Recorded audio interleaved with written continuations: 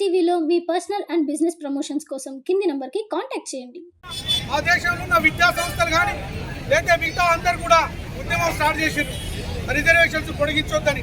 అదే ఆ దేశం యొక్క అంతర్గత విషయం.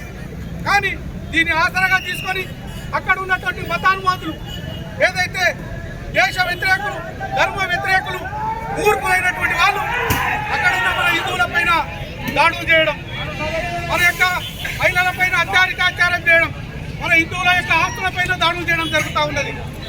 వేలాదిగా మన దేశం వైపు తరలి వస్తూ ఉన్నారు బిక్కు మన హిందువులను. కాబట్టి హిందువులకు ఇక ఆశ్రయం లేదు. ఈ దేశంలో ఉన్నది ఒకటే భారతదేశం. కాబట్టి ఆ హిందువులను రక్షించుకునేటువంటి బాధ్యత మన యొక్క భారతదేశం పైన మన మీద ఉన్నది.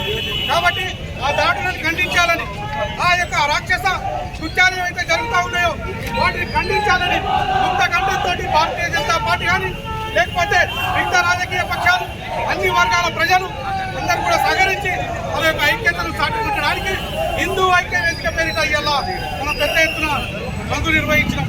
దీనికి సహకరించినటువంటి వ్యాపారస్తులు, అన్ని రకాల వ్యాపారస్తులు, వాళ్ళు ఏ దుకాణం ఉంటారు, రెడీమేడ్స్ కానీ, జ్యువెలర్స్ కానీ, లేకపోతే డ్రెస్సెస్ కానీ, బ్లౌజర్స్ కానీ, కిరాణా మార్కెట్స్ కానీ, డాక్టర్స్ అసోసియేషన్ కానీ, అడ్వకేట్స్ కానీ, లేకపోతే అన్ని రకాల సంస్థలు ఏమైనా ఉన్నాయో అందరూ కూడా సహకరించారు. కాబట్టి ఈ హిందూ ఐక్య వేదిక తరఫున అందరికీ కూడా ధన్యవాదాలు తెలియజేస్తా ఉన్నాం.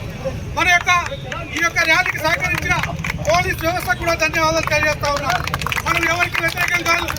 మన దేశం బిఆర్ అంబేద్కర్ యొక్క రాజ్యాంగ స్ఫూర్తితో నడుస్తున్నటువంటిది సెక్యులర్ కంట్రీ. మన దేశంలో అన్ని మతాల వారు సుఖంగా ఉంటున్నారు, శాంతులతో ఉంటున్నారు.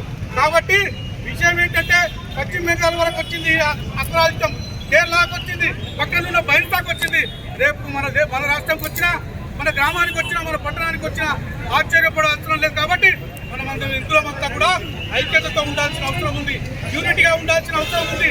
మనమంతా ఏకతాటిపై ఉండి అవతలకి ఏదో చిన్న స్వప్నంగా ఉండాలనేటువంటి ప్రయత్నం చేయాలి. ఆ దిశగా మనం ప్రయత్నం చేయాలి. కాబట్టి సహకరించిన అందరికీ, అన్ని వర్గాల వారికి, అన్ని కులాల వారికి, అన్ని వ్యాపారస్తులకు, అన్ని సంస్థలకు అందరికీ కూడా హిందూ ఐక్య వేదిక తరఫున ధన్యవాదాలు.